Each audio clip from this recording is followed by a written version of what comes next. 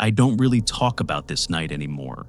My husband and I have been together for years now, and every once in a while one of us will joke about our old late-night drives. But we never bring up Hunt Road, not seriously.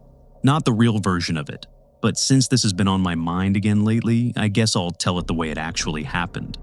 Back when we were younger, before bills and schedules and all the normal life stuff, we had this little routine. After work, he'd swing by my place and we'd just drive. No destination, no plan. We'd look for spooky neighborhoods or weird back roads, anything that felt a little off the beaten path. It was harmless fun. We were just kids trying to feel brave. That night didn't feel any different at first. We'd been driving for maybe half an hour outside of town when we found this long, narrow country road.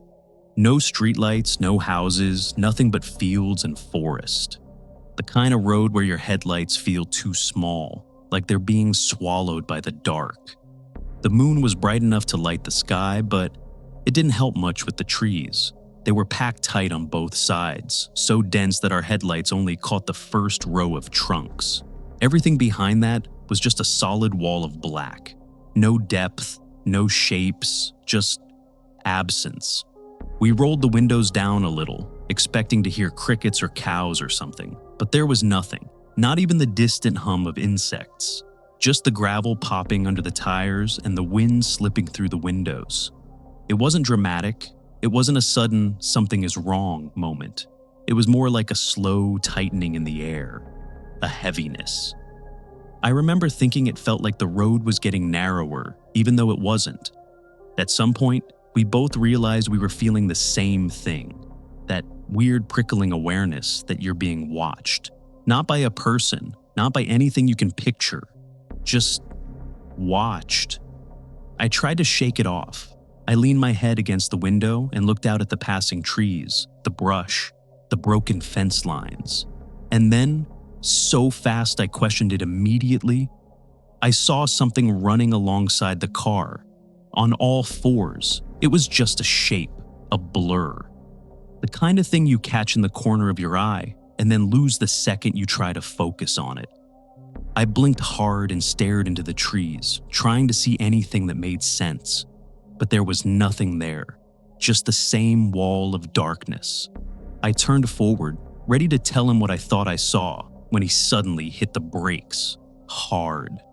The seatbelt locked across my chest, and before I could even ask what happened, he said, "Something just ran across the road." His voice didn't sound scared. It sounded confused, like he was trying to convince himself he'd actually seen it. I didn't see it.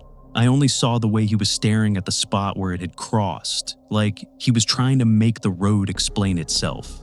He put the car in reverse, did this sloppy half turn, and floored it back the way we came. I kept twisting around in my seat, looking behind us even though I didn't want to.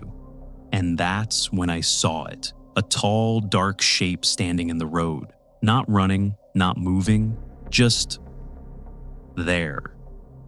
I couldn't tell if it was a person or an animal or something else entirely. It didn't have a clear outline.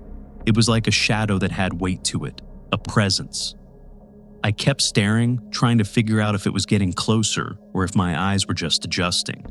Every time I blinked, it looked a little different, a little bigger, a little more upright.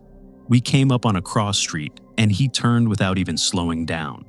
Hunt Road. I kept checking the back window every few minutes, and each time, I swear the shape looked closer. Not by a lot, just enough to make my stomach twist.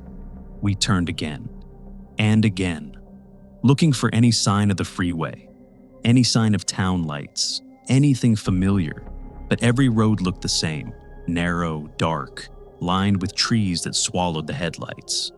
And then my husband said, very quietly, "We've been here already." I didn't understand at first. Then I saw the sign, Hunt Road. We had looped back without realizing it. I don't know how many turns we made after that. I don't know how long we drove. I just remember the feeling that the road was folding in on itself, like no matter what direction we chose, we were being funneled back to the same place. And behind us, that shape kept appearing in the distance, never close enough to see clearly, never far enough to ignore. Eventually, after what felt like an hour but was probably less, we hit a stretch of road that looked different, wider, less forest. I saw a faint glow on the horizon, like the lights of town, and just like that, the heaviness in the air lifted. We didn't talk the rest of the drive home. When we finally pulled into my driveway, we both sat there for a minute, trying to process it. He asked me what I saw. I asked him what he saw. Neither of us had a good answer. We agreed not to tell anyone, not because we were scared of being judged, but because we genuinely didn't know how to explain it without sounding crazy. Years later, we drove past that area in the daytime. Hunt Road looks completely normal in the sunlight, just another country road. Nothing strange about it at all. But every time we talk about that night, on the rare occasions we do, we both get quiet at the same part. The moment we realized we weren't lost, we were being led back. And whatever was on that road with us, it knew the way better than we did.